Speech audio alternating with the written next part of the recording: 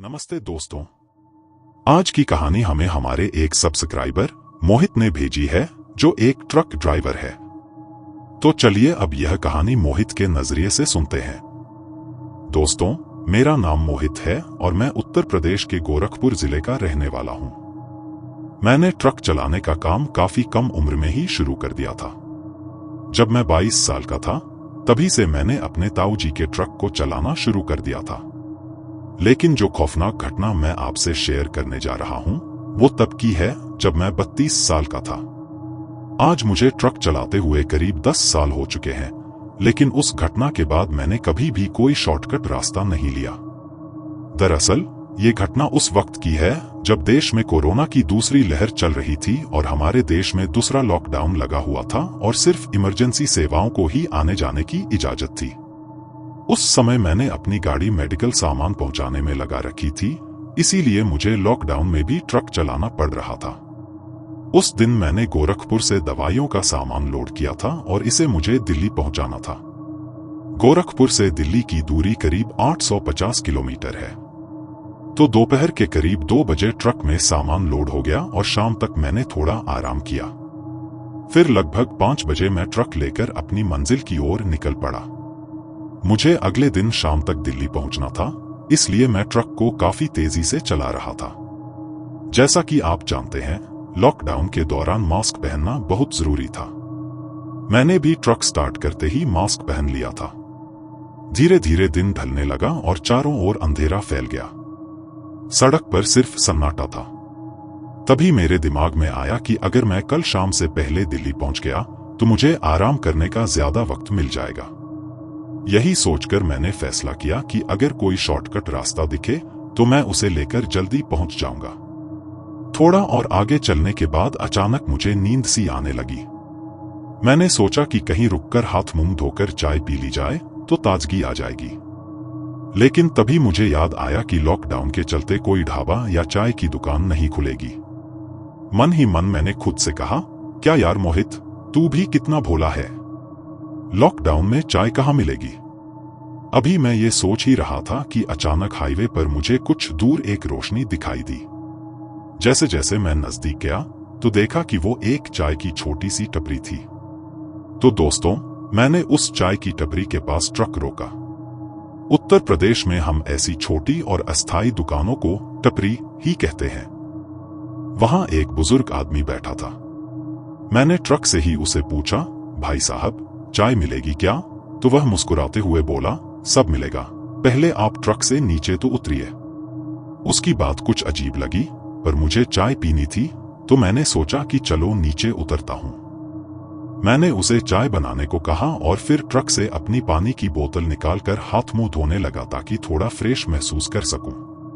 थोड़ी ही देर बाद उस बुजुर्ग ने मुझे चाय थमा दी, पर जैसे ही मैंने पहला घूंट लिया मुझे चाय का स्वाद कुछ अजीब लगा। मैंने उससे पूछा, भाई ये चाय का स्वाद थोड़ा अलग क्यों है? तो वह बोला, साहब, ये भैंस के दूध की नहीं, बकरी के दूध की चाय है। लॉकडाउन में दूध की सारी दुकानें बंद हैं, तो मैं अपनी बकरियों का दूध निकालकर चाय बनाता हूं। शायद आपने पहले बकरी के दूध की चाय नहीं पी होगी, इसीलिए आपको स्वाद थोड़ा अलग लग रहा होगा। मैंने उसकी बात मान ली। फिर उससे पूछा, लेकिन लॉकडाउन में तुमने ये दुकान कैसे खोल रखी है? पुलिस कुछ कहती नहीं क्या? इस पर वह आदमी अजीब तरह से मुस्कुराया और बोला, पुलिस क्या, हमारा तो कोई कुछ भी नहीं बिगाड़ सकता। उसकी मुस्कान कुछ डरावनी थी और वह मुझे अजीब ढंग से घूरने लगा। मैंने उसकी बातें नजरअंदाज करते हुए चाय पीने की कोशिश की, पर मुझे लगा कि यह बुजुर्ग थोड़ा अजीब है। जब मैं वहां आया था तब मैंने अपना ट्रक चालू ही छोड़ा था, लेकिन अचानक ट्रक बंद हो गया। मुझे हैरानी हुई क्योंकि ट्रक तो नया था और बिना चाबी के बंद होने का सवाल ही नहीं उठता था। मैंने सोचा शायद ट्रक सर्विस मोड में चला गया होगा, इसीलिए बंद हो गया। फिर भी इस बात को इग्नोर करके मैंने चाय पीना जारी रखा, पर चाय का स्वाद कुछ ज्यादा ही अजीब था। अब मैं तो गोरखपुर का रहने वाला हूं और पहले भी कई बार बकरी के दूध की चाय पी है, पर वैसी चाय का स्वाद कभी ऐसा नहीं लगा। तभी मेरी नजर उस टपरी के बगल से जा रहे एक छोटे से रास्ते पर पड़ी। मुझे लगा यह शायद कोई शॉर्टकट रास्ता हो सकता है, तो मैंने उस बुजुर्ग से पूछा, ये रास्ता कहाँ जाता है? वह फिर से अजीब सी मुस्कान के साथ बोला, जहां जाना चाहते हो ये रास्ता तुम्हें वहीं पहुंचा देगा। मैंने थोड़ा हैरानी से कहा, तुम्हें कैसे पता कि मैं कहां जाना चाहता हूं? इस पर वह चुप हो गया, बस सिर झुकाकर बैठा रहा। तो दोस्तों, मैंने फिर उस बुजुर्ग से पूछा, अच्छा ये तो बताओ कि इस शॉर्टकट से दिल्ली जाने पर कितनी दूरी कम पड़ेगी? उसने बिना मेरी तरफ देखे ही कहा, 80 किलोमीटर की दूरी। मैं उससे और कुछ पूछने ही वाला था कि अचानक से वो आदमी अजीब तरीके से कांपने लगा। जब मैंने ध्यान से देखा तो उसका एक हाथ बहुत ज्यादा कांप रहा था। ये देखकर मुझे भी थोड़ी हैरानी हुई, तो मैंने पूछा, क्या हुआ? तबीयत तो ठीक है तुम्हारी? उसने मेरी तरफ घूरते हुए अजीब सा जवाब दिया, तुम्हारा काम खत्म हो गया है, तुम जा सकते हो यहां से। उसकी बात सुनकर मुझे थोड़ा अजीब जरूर लगा, पर मुझे भी उससे ज्यादा मतलब नहीं था, इसलिए मैं चुपचाप अपने ट्रक में बैठ गया। ट्रक में बैठने के बाद भी जब मैंने उसकी तरफ देखा तो उसकी हरकतें मुझे और भी अजीब लगने लगी। वैसे भी मुझे वो आदमी शुरू से ही थोड़ा सनकी लग रहा था, इसलिए मैंने ज्यादा ध्यान नहीं दिया। लेकिन ना जाने क्यों उसकी चाय पीने के बाद मेरा ध्यान बार बार उसी शॉर्टकट रास्ते की तरफ जा रहा था। मेरा मन कर रहा था कि उसी रास्ते से निकलूं, और आखिरकार मैंने वही किया। मैं उस शॉर्टकट रास्ते से ही दिल्ली की ओर निकल पड़ा। अब चारों तरफ घना अंधेरा छा चुका था। जब मैंने घड़ी में टाइम देखा तो रात के 11 बज रहे थे। तभी अचानक मुझे याद आया कि मैंने उस आदमी को चाय के पैसे तो दिए ही नहीं। लेकिन अब मैं काफी आगे निकल चुका था, इसलिए वापस जाने का सवाल ही नहीं था। हालांकि मुझे इस बात पर भी हैरानी हो रही थी कि उसने मुझसे पैसे क्यों नहीं मांगे। खैर, मैंने इन सब बातों को नजरअंदाज कर दिया और अपने रास्ते पर चलता रहा। लेकिन उस रास्ते पर सबसे अजीब बात यह थी कि हाईवे पर जहां दोनों तरफ हरे भरे पेड़ थे, इस रास्ते पर सारे पेड़ पौधे सूखे हुए थे। उन पर एक भी हरी पत्ती नहीं थी। मैंने मन में सोचा, ये कैसे हो सकता है? कुछ ही दूरी पर हरियाली थी और यहां सब कुछ सूखा पड़ा है। फिर भी मुझे जल्दी से दिल्ली पहुंचना था, इसलिए मैंने इस बात को भी इग्नोर कर दिया। जैसे जैसे मैं उस रास्ते पर आगे बढ़ रहा था, मैंने नोटिस किया कि वहां स्पीड ब्रेकर बहुत ज्यादा थे। लगभग हर 1-2 किलोमीटर पर एक स्पीड ब्रेकर आ रहा था। मैंने सोचा, इस रफ्तार से तो मैं शायद समय पर दिल्ली नहीं पहुंच पाऊंगा, पर अब मैं उस रास्ते पर काफी आगे आ चुका था, इसलिए रुकने का कोई मतलब नहीं था। मैंने ट्रक चलाते रहना ही ठीक समझा। लेकिन कुछ देर बाद मुझे महसूस हुआ कि ट्रक को बहुत ज्यादा पावर लगानी पड़ रही है, जैसे उसके पीछे कुछ भारी सामान लोड हो। ये आमतौर पर तब होता है जब ट्रक में बहुत ज्यादा वजन होता है, पर आज तो ट्रक में ऐसा कुछ भी नहीं था। फिर भी ट्रक क्यों ऐसे चल रहा था जैसे उसके पीछे कोई बहुत भारी सामान लोड किया गया हो? तो दोस्तों, ट्रक चलते चलते मुझे बार बार ऐसा लग रहा था कि ट्रक को चलाने में कुछ दिक्कत आ रही है। मैंने सोचा, अब इसे रोककर एक बार चेक कर ही लूं। लेकिन जब मैंने सामने का रास्ता देखा तो ट्रक रोकने का मन नहीं कर रहा था। वो रास्ता इतना उबड़-खाबड़ और वीरान था कि देखने में ही डरावना लग रहा था। वैसे तो मैं डरता नहीं, पर आखिर इंसान ही हूं ना। मन ही मन में सोच रहा था कि काश कोई अच्छी जगह दिख जाए या कोई इंसान मिल जाए, ताकि मैं ट्रक रोक कर इसे चेक कर लूं और उससे पूछ भी सकूं कि ये रास्ता इतना वीरान क्यों है और मैं कब तक दिल्ली पहुंच पाऊंगा।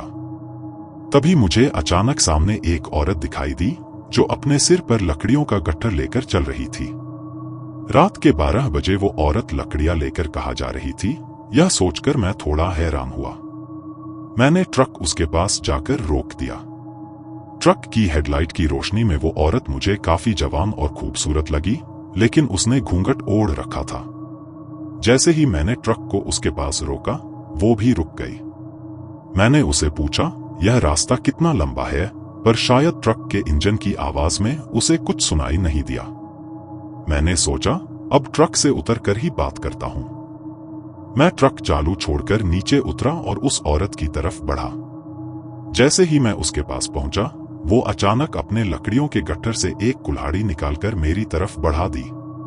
इसे देखकर मैं घबरा गया। तुरंत मैंने कहा, अरे घबराइए मत, मैं रास्ता भटक गया हूं और बस आपसे रास्ता पूछने आया हूं, आप गलत मत समझिए। उसने कुछ नहीं कहा, बस कुल्हाड़ी नीचे कर ली। वैसे कुल्हाड़ी हमारे उत्तर प्रदेश में लकड़ी वगैरह काटने के लिए इस्तेमाल की जाती है। मैं उससे कुछ और पूछने ही वाला था कि तभी उसने अपना घूंघट ऊपर किया। जैसे ही उसका चेहरा देखा, मैं तो एकदम स्तब्ध रह गया। वो औरत बहुत ही खूबसूरत थी। मैंने खुद को संभालते हुए उससे पूछा, क्या ये रास्ता आगे जाकर ठीक हो जाएगा या ऐसे ही खराब रहेगा? उसने जवाब दिया, नहीं, आगे का रास्ता अच्छा है। लेकिन उसकी आवाज सुनते ही मैं चौंक गया। जितनी वो औरत दिखने में खूबसूरत थी, उसकी आवाज उतनी ही अजीब थी। उसकी आवाज बिल्कुल मर्दों जैसी थी। मुझे लगा जैसे कोई लड़का बोल रहा हो और वो औरत नहीं। तो दोस्तों, उस औरत की आवाज से ज्यादा मेरा ध्यान उसकी खूबसूरती पर था। मैंने उससे पूछा, आप इतनी रात को कहाँ जा रही हो, और वो भी लकड़ियों का गट्ठर लेकर?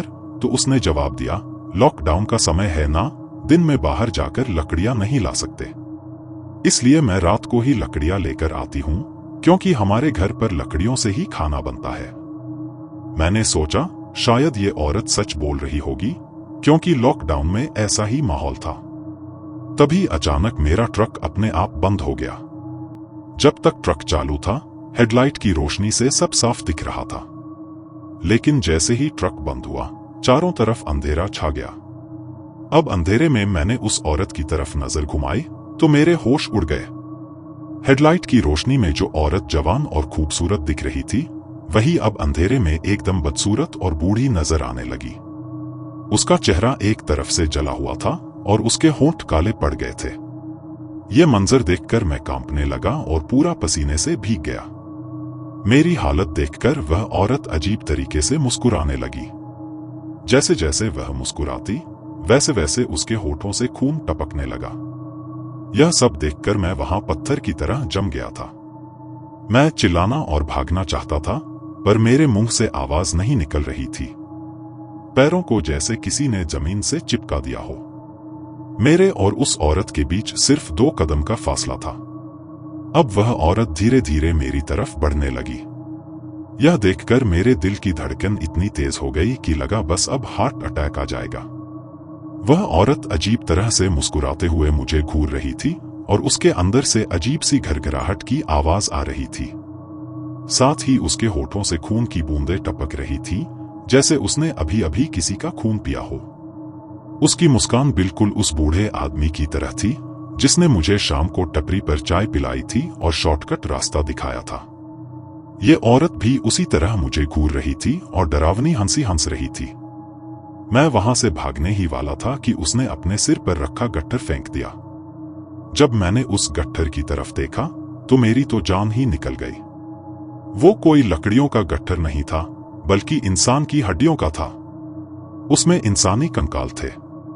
अब तो मैं डर के मारे कांप रहा था। समझ में आ गया था कि मैं बहुत गलत रास्ते पर आ चुका हूं और बुरी तरह फंस गया हूं। उस औरत की नजरें बता रही थी कि वो मुझे जिंदा नहीं छोड़ेगी। उस गट्ठर को देखकर मुझे लगने लगा कि ये कंकाल उन्हीं लोगों के हैं जिन्हें इस औरत ने मारा होगा, और अब इसमें एक और कंकाल मेरा भी शामिल होने वाला था। अब वो औरत धीरे धीरे मुस्कुराते हुए हंसने भी लगी थी। उसकी हंसी सुनकर मेरा खून ठंडा पड़ रहा था। तभी अचानक अंधेरे से एक आदमी आता दिखा। उसे देखकर मेरी जान बचने की कुछ उम्मीद जागी। मैंने सोचा चलो कोई तो आया जो मुझे इस औरत के चंगुल से छुड़ाएगा। लेकिन जैसे ही वह आदमी पास आया, मेरी उम्मीद टूट गई और मरने का डर बढ़ गया। वह आदमी वही बूढ़ा था जिसने मुझे शाम को टपरी पर चाय पिलाई थी। वह मेरे करीब आकर बोला, क्यों ड्राइवर बाबू, बिना चाय के पैसे दिए ही चले आए? पैसे कौन देगा? मैं उन दोनों से कहना चाहता था, तुम्हारे चाय के पैसे ले लो, पर मेरी जान बख्श दो, पर मेरे हलक से आवाज नहीं निकल रही थी। तभी उस चुड़ैल ने मुझे सीने पर जोर से लात मारी और मैं धड़ाम से सड़क पर गिर पड़ा। अब मुझे समझ में आ गया था कि ये लोग मुझे मार डालेंगे। मैं जैसे तैसे उठकर भागना ही चाह रहा था कि अचानक वह चुड़ैल उछलकर मेरे सीने पर बैठ गई। उसके हाथ में वह कुल्हाड़ी थी और वह मुझे मारने ही वाली थी कि तभी अचानक मेरा फोन बज उठा। फोन बजते ही वह औरत जोर जोर से चिल्लाने लगी और अपने कानों को दबाने लगी, जैसे फोन की आवाज उसे बहुत तकलीफ दे रही हो। तभी मुझे याद आया कि मेरे फोन की रिंगटोन में हनुमान चालीसा लगी हुई थी। उसी की आवाज सुनकर वह चुड़ैल मुझ पर वार नहीं कर पा रही थी। तभी मुझे ख्याल आया कि अगर मैंने फोन उठाया और घंटी बंद हो गई तो वह चुड़ैल फिर से मुझ पर हमला कर देगी। इसलिए मैंने फोन ना उठाने का फैसला किया। लेकिन थोड़ी देर बाद ही फोन कट गया और घंटी बजनी बंद हो गई। जैसे ही घंटी बंद हुई, वह चुड़ैल फिर से मुझ पर वार करने को तैयार हो गई। लेकिन तभी फिर से फोन बजा और हनुमान चालीसा की आवाज फिर से गूंजने लगी। इस बार अचानक से मेरा ट्रक अपने आप चालू हो गया और ट्रक की हेडलाइट की रोशनी जल उठी। उजाला होते ही वह चुड़ैल और बूढ़ा आदमी दोनों गायब हो गए, लेकिन मेरे फोन में अभी भी हनुमान चालीसा बज रही थी। कोई लगातार मुझे फोन किए जा रहा था, जिसकी वजह से हनुमान चालीसा बज रही थी। अब मैं समझ चुका था कि अगर मुझे इन दोनों से बचना है तो हनुमान चालीसा ही मेरा एकमात्र सहारा है। मैंने तुरंत उठने की पूरी कोशिश की और जैसे तैसे ट्रक के केबिन में चढ़ा। वहां पहुंचकर मैंने म्यूजिक सिस्टम में फुल वॉल्यूम में हनुमान चालीसा चला दी और ट्रक को फुल स्पीड में वहां से दौड़ा लिया। अब मैं जानता था कि सिर्फ भगवान हनुमान ही मुझे इस भयानक मंजर से बचा सकते हैं। अब मैं ट्रक को फुल स्पीड में भगाए जा रहा था। हनुमान चालीसा की आवाज के साथ मुझे पीछे से कुछ अजीब आवाजें सुनाई देने लगीं, जैसे कोई चिल्ला रहा हो, मानो किसी का कुछ छूट गया हो। लेकिन मैंने उन आवाजों को नजरअंदाज कर दिया और सिर्फ ट्रक चलाने पर ध्यान केंद्रित किया। इस दौरान मेरे मन में सवाल उठा कि आज किसका फोन आया था जिसकी वजह से मेरी जान बच गई। मैं जानना चाहता था कि आखिर किसने फोन किया था, पर तुरंत देखने का जोखिम नहीं उठा सकता था।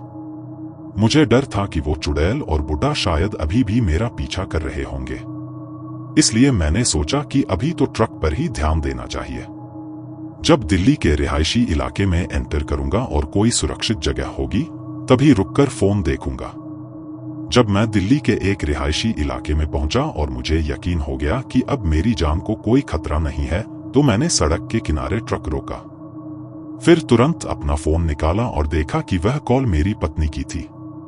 यह देखकर मुझे थोड़ा सुकून मिला, पर तभी सोचा कि उसे भी चिंता हो रही होगी कि मैंने इतने फोन कॉल्स के बावजूद जवाब क्यों नहीं दिया। मैंने तुरंत अपनी पत्नी को कॉल बैक किया। जब मेरी पत्नी ने फोन उठाया तो उसकी बात सुनकर मेरी आंखों में आंसू आ गए।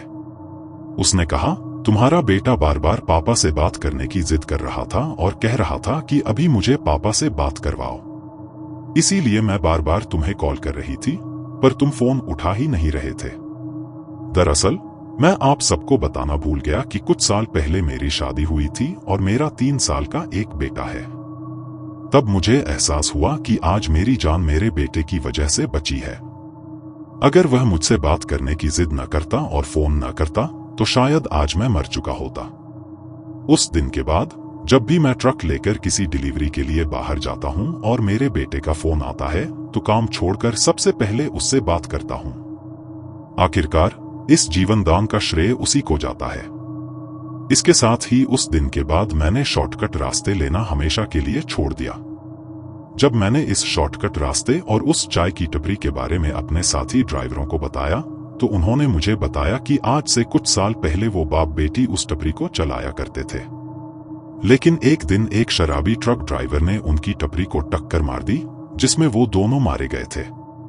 तभी से वो बाप और बेटी ट्रक वालों को रोकते हैं, चाय पिलाते हैं और शॉर्टकट रास्ते पर भेजकर उनसे अपनी मौत का बदला लेते हैं। अब मुझे समझ आ चुका था कि जो मैंने देखा और अनुभव किया था वह एक भूतिया घटना थी। इसलिए मैं अब हमेशा सुरक्षित और सही रास्ता ही चुनता हूं।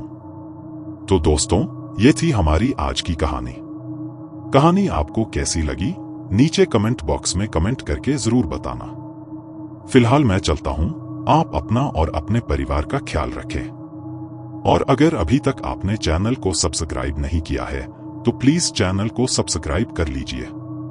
आपका ये छोटा सा सहयोग हमें ऐसी ही और कहानियां लाने के लिए प्रोत्साहित करता है। धन्यवाद।